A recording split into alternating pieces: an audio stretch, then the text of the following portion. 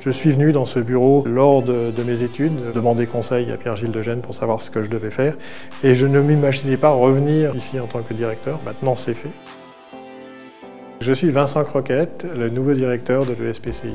Je suis un ancien élève de cette école. J'ai fait après une carrière de chercheur, en passant par les États-Unis, puis par l'école normale. J'ai travaillé principalement dans deux domaines, la physique non linéaire et plus récemment en biophysique, où nous nous sommes intéressés donc, à des systèmes de molécules uniques pour, par exemple, étudier l'ADN et les enzymes qui travaillent dessus.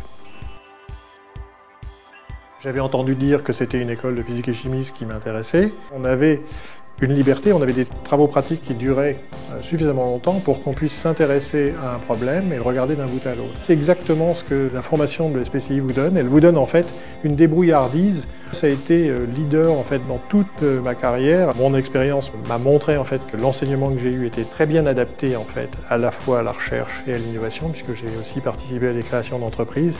Et je voudrais vraiment insuffler cette notion encore plus fort à nos étudiants. Mon but, c'est d'améliorer encore un peu plus la formation actuelle qui est bonne, de mettre l'école encore plus en phase avec les réalités actuelles, le fait qu'il y ait donc des avancées informatiques et électroniques, un peu dans tous les domaines qui sont vraiment importants. Mon ambition, effectivement, ça serait faire que l'école soit un jardin, en fait, pour apprendre la science. Le programme de l'ESPCI est un peu lourd. Si on a un peu plus de temps de réflexion, ça fait pas de mal. Pour gagner un petit peu de temps libre, gagner un petit peu de liberté et d'avoir des nouvelles idées.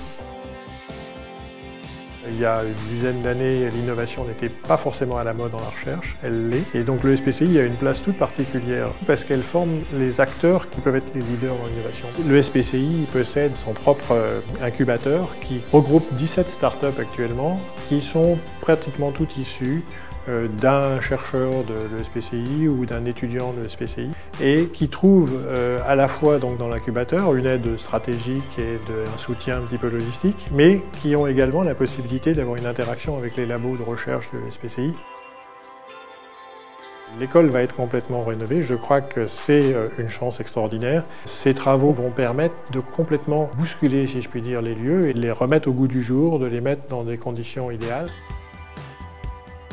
L'ESPCI est une petite école au sein donc du quartier latin qui est très dynamique, mais PSL lui offre en fait la possibilité d'avoir plus de communication avec l'école normale, avec l'Institut Curie, avec ses voisins directs. PSL est une opportunité qui ne peut faire que du bien.